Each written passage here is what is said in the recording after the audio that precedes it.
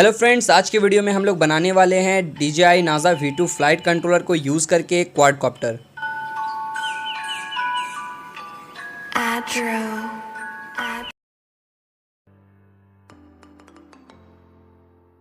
इस ड्रोन को बनाने के लिए हमें सबसे पहले चाहिए क्वाड फ्रेम और मैं यूज़ कर रहा हूँ DJI 450 क्वाड फ्रेम।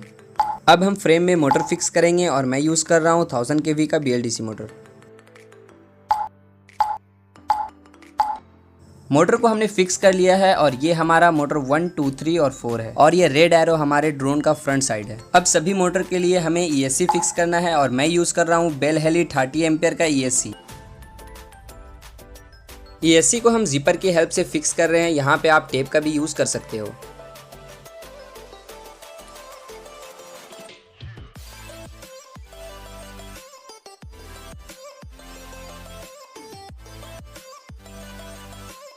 ESC को 12 वोल्ट पावर सप्लाई देने के लिए ESC के पॉजिटिव और नेगेटिव वायर को हमें अपने फ्रेम के डिस्ट्रीब्यूशन बोर्ड में सोल्डरिंग करना है और यहाँ पे ध्यान देना है कि पॉजिटिव को पॉजिटिव से और नेगेटिव को नेगेटिव से सोल्डरिंग करें। अब हमें मोटर के 3 फेज़ वायर को ESC के 3 फेज़ से सोल्डरिंग करना है और मोटर का डायरेक्शन चेंज करने के लिए आप इनमें से किसी भी 2 वायर को आपस में चेंज कर दोगे तो मोटर का डायरेक्शन चेंज हो जाएगा। सेम इसी तरह मैंने सभी मोटर को ESC से सोल्डरिंग कर लिया है। अब हमें अपने फ्रेम में फ्लाइट कंट्रोलर लगाना है और ये हमारा DJI नाजा V2 फ्लाइट कंट्रोलर का पूरा किट। फ्लाइट कंट्रोलर को और अच्छे से समझने के लिए फ्लाइट कंट्रोलर का डिटेल वीडियो मैंने बनाया हुआ है। इसी वीडियो के डिस्क्रिप्शन में उस वीडियो का लिंक मैंने दे दिया है, वहाँ से वीडियो को वॉच कर सकते हो। ये हमारे फ्लाइट कंट्रोलर का PMU पावर मॉड्यूल है। इसे हमें अपने फ्रेम में फिक्स करना है और इसी मॉड्यूल में हमें 2 वायर्स मिलता है, एक पॉजिटिव एक नेगेटिव। इसे हमें अपने फ्रेम के डिस्ट्रीब्यूशन बोर्ड में सोल्डरिंग करना है, पॉजिटिव को पॉजिटिव में और नेगेटिव को नेगेटिव में। ये हमारा DJI नाजा फ्लाइट कंट्रोलर है और इसे हम डुअल टेप के हेल्प से अपने फ्रेम के बीचों बीच फिक्स करेंगे। यहाँ हमें ध्यान देना है, हमारे फ्लाइट कंट्रोलर के मिड में एक एरो होता है जो कि फ्रंट साइड को इंडिकेट करता है, वो एरो हमारे फ्रेम के फ्रंट साइड पे रहेगा। अब हमें पावर मॉड्यूल के X3 लीड को फ्लाइट कंट्रोलर के X3 से कनेक्ट करना है। अब हमें अपने ESC के लीड को अपने फ्लाइट कंट्रोलर से कनेक्ट करना है। यहाँ पे आपको ध्यान देना है कि सिग्नल को सिग्नल से और नेगेटिव को नेगेटिव से कनेक्ट करें।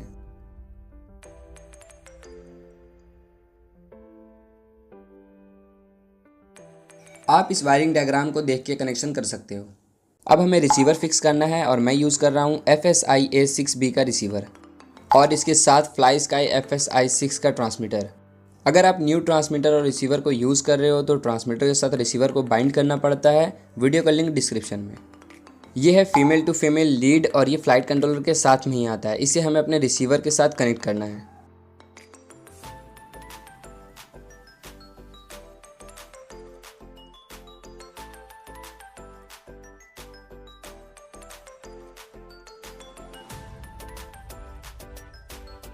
अब हमें रिसीवर को फ्रेम में फिक्स करना है।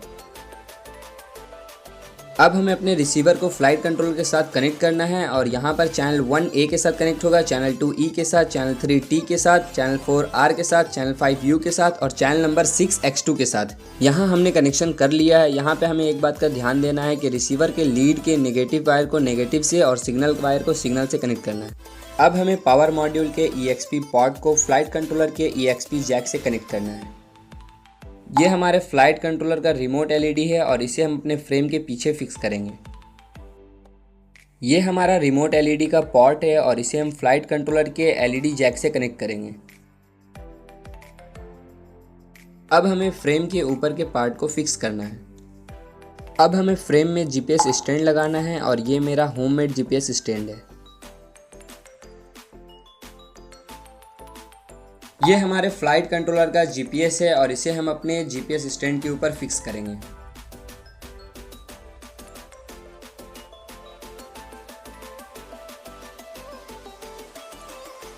ये हमारा GPS का पॉट है और इसे हमें अपने पावर मॉड्यूल के GPS जैक से कनेक्ट करना है।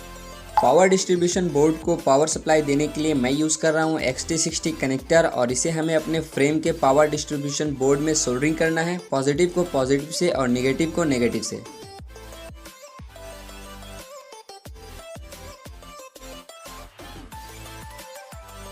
अब हमें फ्रेम में बैटरी फिक्स करना है और मैं यहाँ यूज़ कर रहा हूँ 11.1 volt 2.2 ampere lithium polymer battery.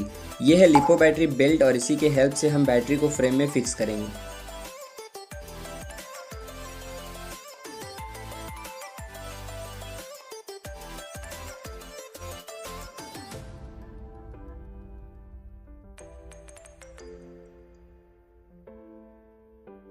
ये है मोटर कॉपलर और इसे हमें अपने मोटर में फिक्स करना है। अब हमें अपने ड्रोन को प्रोग्राम करना है और इसके लिए हमें बैटरी को ड्रोन से कनेक्ट करना होगा। यह हमारा USB केबल है और इसे हम अपने रिमोट LED से कनेक्ट करेंगे। केबल के पॉट को लैपटॉप के USB जैक से कनेक्ट करना है। कनेक्ट करते ही remote LED solid light green glow करेगा। अब हमें लैपटॉप में एक एप्लीकेशन डाउनलोड करना है जिसका नेम है नाजा V2 असिस्टेंट। इस एप्लीकेशन को सिस्टम में रन कराने के लिए हमें डाउनलोड करना होगा DJI नाजा विंड ड्राइव इंस्टॉलर। अगर आप विंड ड्राइव इंस्टॉलर को विंडोज 7 में इंस्टॉल कर रहे हो तो इजीली इंस्टॉल हो जाएगा, एंड अगर आप विंडोज 10 में इंस्टॉल करते हो तो थोड़ा प्रॉब्लम होगा। इसके रिगार्डिंग यूट्यूब पे बहुत सारा वीडियो डला हुआ है, आपको सिंपली सर्च करना है हाउ टू इंस्टॉल DJI नाजा V2 असिस्टेंट इन विंडोज 10। हमें सबसे पहले DJI नाजा V2 असिस्टेंट एप्लीकेशन को ओपन करना है। एप्लीकेशन ओपन होते ही हमें कुछ इस तरह का इंटरफेस देखने को मिलता है। यहीं लेफ्ट साइड में नीचे की तरफ 2 LED देखने को मिलता है, एक ग्रीन एक ब्लू। अगर ब्लू आपका इंडिकेट कर रहा है इसका मतलब है कि आपका फ्लाइट कंट्रोलर लैपटॉप के साथ कनेक्ट हो चुका है। अब हमें जाना है बेसिक्स में और बेसिक्स में आने के बाद मल्टी रोटर का टाइप सेलेक्ट करना है। मैंने बनाया है X क्वाडकॉप्टर, हम इसे सेलेक्ट कर लेंगे। उसके बाद यहाँ मोटर टेस्ट पे क्लिक करना है। मोटर टेस्ट पे क्लिक करने के बाद यहाँ पे हमें एग्री करना है। एग्री करने के बाद यहाँ पे एक ऑप्शन खुल जाएगा M1 से M4 तक का। इसे हम सिंगल टाइम प्रेस करेंगे तो हमारा मोटर जो है वो रोटेट करेगा। इससे हम देख सकते हैं कि हमारा मोटर का जो डायरेक्शन है वो सही है या रॉन्ग है। अगर आपका मोटर का डायरेक्शन रॉन्ग होता है तो मोटर के 3 फेज वायर में से किसी भी 2 वायर को आपस में चेंज करने से मोटर का डायरेक्शन चेंज हो जाएगा। अब इसे क्लोज करना है और आना है माउंटिंग में। यहाँ हमें फ्लाइट कंट्रोलर से GPS का डिस्टेंस को मेज़र करके X, Y and Z axis का वैल्यू पुट करना है। यहाँ पर X 6 सेंटीमीटर, Y 6 सेंटीमीटर और Z -11 सेंटीमीटर है। यहाँ पर हम सभी एक्सिस के वैल्यू को पुट करेंगे। यहाँ पे हमें सभी एक्सिस के वैल्यू को पुट करने के बाद इंटर प्रेस करना है ताकि हमारा जो डिजिट है वो सेव हो जाए। अब हमें जाना है RC में। RC में हम अपने ट्रांसमीटर को सेटअप करेंगे और ट्रांसमीटर को सेटअप करने के लिए हमें सबसे पहले अपने ट्रांसमीटर को ऑन करना है। ट्रांसमीटर को ऑन करते साथ ट्रांसमीटर हमारा रिसीवर के साथ कनेक्ट हो जाएगा और हमारे स्टिक का मूवमेंट लैपटॉप के स्क्रीन पे शो करेगा। अब हमें अपने ट्रांसमीटर के चैनल नंबर 5 को SWC स्विच में और चैनल नंबर 6 को SWD स्विच में सेट करना है। जैसे मैं कर रहा हूँ सेम आपको भी वैसे ही करना है।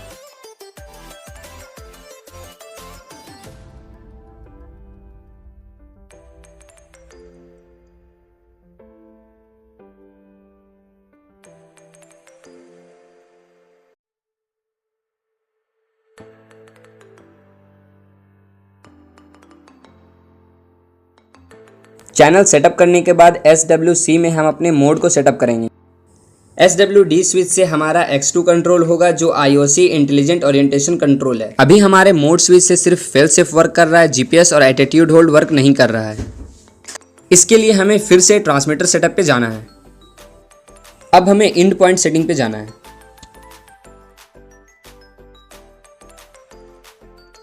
अब हमें चैनल नंबर 5 में जाना है और हमें मोड स्विच को नीचे करना है। इसके बाद हमें ट्रिम करके एरो को GPS में लाना है। एरो हमारा GPS में आ चुका है। अब हमें मोड स्विच को सबसे ऊपर करना है और वापस से ट्रिम करके एरो को एटीट्यूड होल्ड में लाना है। अब हमें सेव करने के लिए कैंसिल को प्रेस करके रखना है और फिर कैंसिल करना है। अब हमें मोड स्विच को चेक करना है। पहला हमारा एल्टीट्यूड होल्ड है, दूसरा हमारा फेल सेफ है और तीसरा हमारा GPS है। अब हमें ट्रांसमीटर के स्टिक को कैलिब्रेट करना है। स्टिक को कैलिब्रेट करने के लिए हमें स्टार्ट पे क्लिक करना है और स्टार्ट पे क्लिक करने के बाद दोनों स्टिक को एक्सट्रीम तक मूव करना है।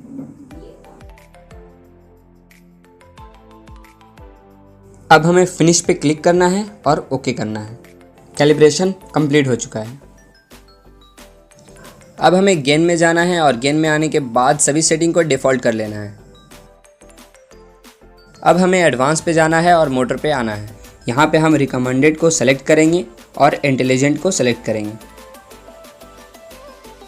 अब हमें फेल सेफ में जाना है और फेल सेफ में आने के बाद हमें go home and landing select करना है क्योंकि हम यहाँ पे जीपीएस यूज़ कर रहे हैं। अब हमें IOC पे जाना है और ये हमारा इंटेलिजेंट ओरिएंटेशन कंट्रोल का है। यहाँ पर हमें टिक करना है और टिक करने के बाद चैनल नंबर 6 को चेक करना है और ये परफेक्ट वर्क कर रहा है।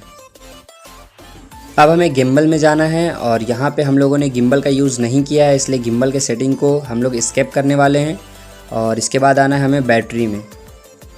बैटरी में हमें ऑन पे टिक करना है और इसके बाद हमें सेल चूज़ करना है। हम यहाँ पे 3S लिपो बैटरी यूज़ कर रहे हैं तो 3S सेलेक्ट कर लेना है। अब हमें फर्स्ट लेवल प्रोटेक्शन सेट करना है और फर्स्ट लेवल प्रोटेक्शन का मतलब होता है हमारे बैटरी में कुछ ही चार्ज बचा है और ये हमारा रिमोट LED इंडिकेट करेगा। अब हमें second level battery protection set करना है और इसका मतलब होता है हमारे ड्रोन का बैटरी डिस्चार्ज हो चुका है और ड्रोन जहाँ पर फ्लाई हो रहा है वहीं पे ऑटोमेटिकली लैंड हो जाएगा। यहाँ पे मैंने जितना वोल्ट सेटअप किया है आपको भी उतना ही वोल्ट सेटअप करना है अगर आप 3S लिपो बैटरी यूज़ कर रहे हो तो। अब हमें अपने लिपो बैटरी के वोल्ट को कैलिब्रेट करना है और यहाँ पे सिंपली कैलिब्रेट पे क्लिक करना है और यहाँ पे हमारे बैटरी का वोल्टेज 11.96 वोल्ट है। आपका यहाँ पे फुल चार्ज होना चाहिए। इसके बाद हमें ओके पे क्लिक करना है और हमारे बैटरी का वोल्ट ऑटोमेटिकली कैलिब्रेट हो जाएगा। अब हमें व्यू पे आना है और यहाँ पे हमारा सारा प्रोग्रामिंग का सेटअप देखने को मिलता है और फाइनली हमारा प्रोग्रामिंग कंप्लीट हो चुका है।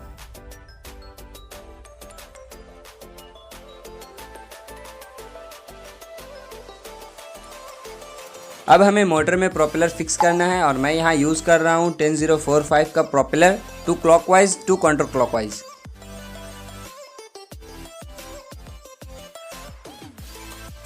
अब हम जानते हैं कि ड्रोन को कैसे फ्लाई करना है। फ्लाई करने के लिए सबसे पहले हमें अपने ट्रांसमीटर को ऑन करना है और अपने ड्रोन को पावर देना है। अब हमें कंपास कैलिब्रेशन करना है और इसके लिए हमें मोड स्विच को अप डाउन करते रहना है तब तक जब तक हमारा LED सॉलिड ऑरेंज ना हो जाए। अब हमें ड्रोन को 360 रोटेट करना है। रोटेशन कंप्लीट होते ही LED सॉलिड ग्रीन हो जाएगा। अब हमें ड्रोन को नॉज डाउन करना है और वापस से 360 रोटेट करना है।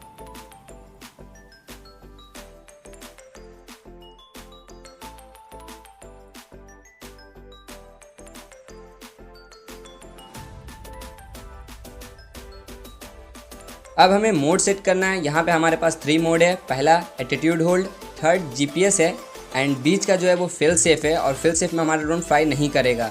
हम यहाँ पे एल्टीट्यूड मोड रख रहे हैं। अब हमें आर्मिंग करना है और आर्मिंग करने के लिए दोनों स्टिक को नीचे लाना है। नीचे लाने के बाद अंदर की तरफ प्रेस करके रखना है और हमारा ड्रोन आर्म हो जाएगा। ड्रोन आर्म होने के बाद ड्रोन को डिसआर्म करने के लिए हमें दोनों स्टिक को नीचे लाना है और बाहर की तरफ प्रेस करना है। हमारा ड्रोन डिसआर्म हो जाएगा।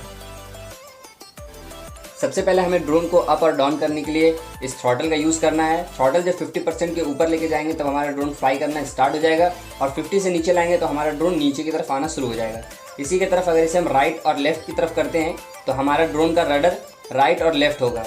और इसी के साइड में जो दूसरा स्टिक है इसमें हमारा drone forward, backward, right and left होता है। वीडियो में हमने जितने भी पार्ट्स का यूज़ किया है सभी पार्ट्स का बाइंग लिंक हमारे वीडियो के डिस्क्रिप्शन में है। वीडियो से रिलेटेड किसी भी तरह का प्रॉब्लम हो तो आप मेरे इंस्टाग्राम से जुड़ सकते हो, मैं सभी का रिप्लाई करता हूँ।